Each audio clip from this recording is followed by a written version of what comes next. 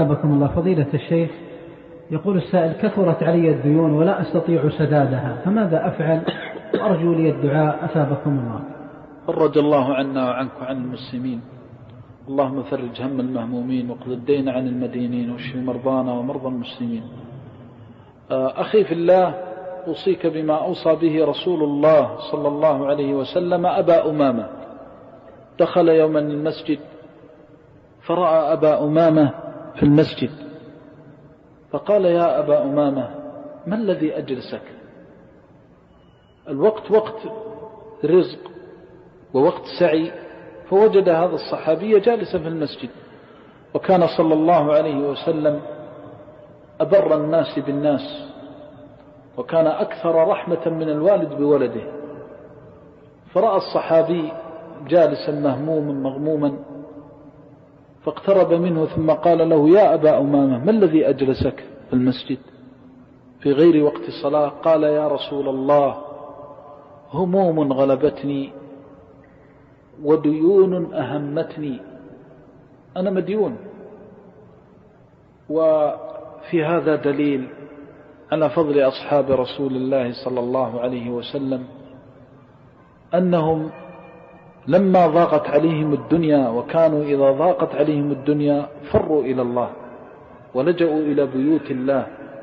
المساجد سلوة المحزون وذهاب الهم والغم.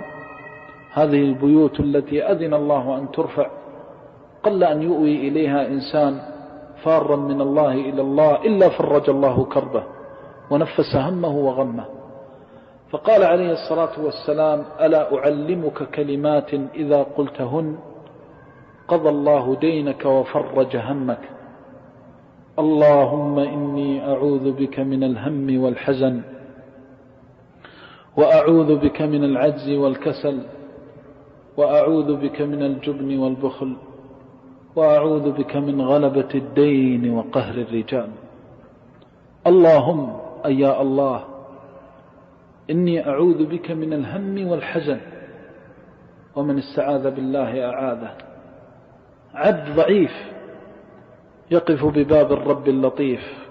اللهم تأمل عبدا أحاطت به الديون، والدين ذل النهار وهم الليل، وقد استعاذ النبي صلى الله عليه وسلم من المغرم والمأثم، وقال: إن العبد إذا غرم، عجبت أم المؤمنين من قوله من المغرم والمأثم، فقال: إنه إذا غرم حدث فكذب ووعد فأخلف، يقول: غدا أقضيك، غدا أسدد لك، غدا أعطيك حقك، بعد شهر، بعد أسبوع، ثم يأتي الموعد وليس عنده من شيء. فسأل الله عز وجل أن يعيذه من الهم والحزن، وأن يعيذه من العجز والكسل.